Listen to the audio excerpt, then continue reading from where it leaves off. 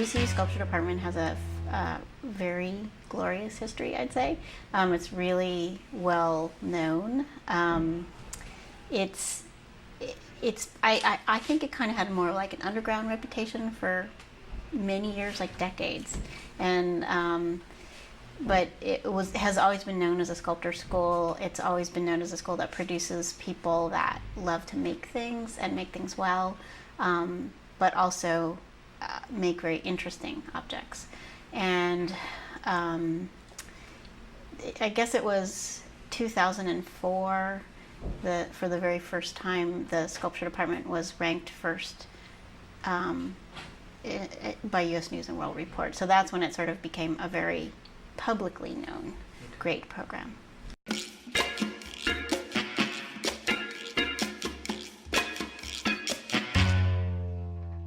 We're looking for the curious person, the person whose work shows like a real, just a real curiosity in how the world is and why it is, and some kind of an excitement. And we're also looking for people who seem to have made things three-dimensionally before.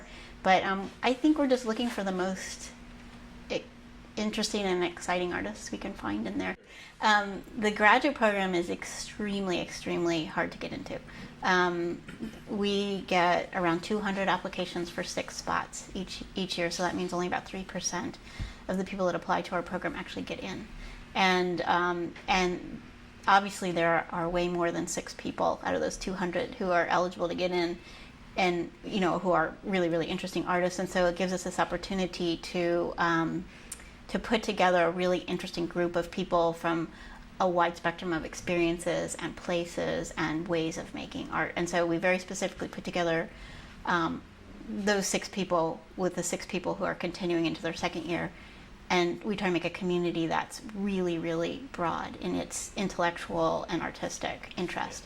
And so as a consequence, right now we have people from all over the world and all over the United States some are doing performances, some are amazing craftspeople, some of them are really, really super funky makers, and so there's a broad range of approaches that they take. It's very, very open, the working process. They take a seminar together, they take a critique class together, and they have one elective.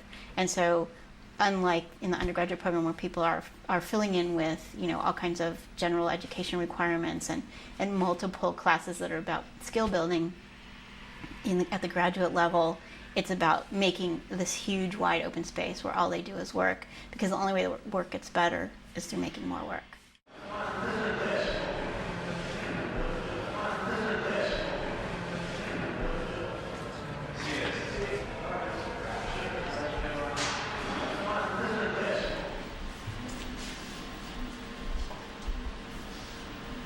You know what, if you do that, if you pour it directly onto wood or plastic, wood or...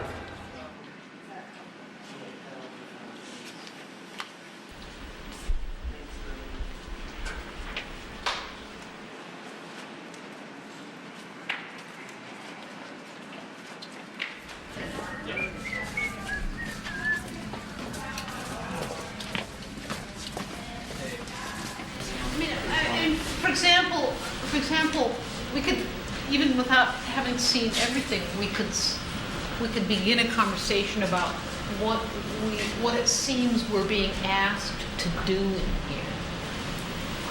And so why don't we at least start trying to talk and watch too.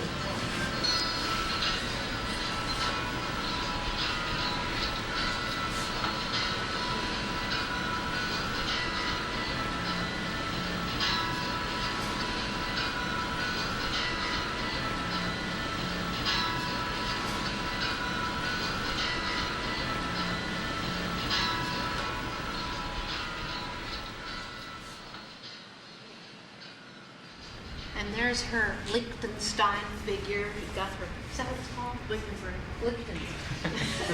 I think we went to this last time. We did. I can't get my And then there's this divot, so there's these 3 different divots. Or is this just painted on? It looks like that, you know, well, it's actually, if you look underneath, you can see there's a groove there. Yeah, that one. This one here. Yeah. But then this, you know, the way that she sliced this off here and sanded it, and then this knife edge here it just lives in an odd way with the more kind of funky model principle. And there's something about wood covered with composition and then covered with paint that I think is probably the recipe that your column. But then I don't know. I mean, certainly that's a really classic thing to do with polychrome wood sculpture. You carve it, then you refine it with composition, like a thick gesso that you then carve some more, then you paint it. So that's the language here. It's a language where there's been a skin coat put over wood. It's full of promise, and then you know, it promises these physical properties and then doesn't deliver on them. It delivers something else instead. Basically, okay, here's my studio. It's in the graduate studios at VCU. And over here I kind of shoved all of the big pieces of materials that I have, wood and plastic and foam. And then these are not in use now, and these are parts of sculptures that are just kind of in storage. And I have another storage space too. So everything started getting really big, and we decided to go in on a storage space to get some of it out of here. And I have tools over here and a workbench that's covered in stuff. And then I end up doing a lot of research too. So a pile of books from the library and my computer set up over there. And I've been thinking a little bit about Nikola Tesla lately because I got really into the World's Fairs, and specifically the Columbian Exposition of 1893. And Nikola Tesla won the bid to light that World's Fair. So I've been doing some research, and I have a pile of images that I've been working with, and this tower that he built, which interestingly, the top of the tower looks a lot like a sea urchin. So then I started collecting these sea urchins over here. And so you can check those things out.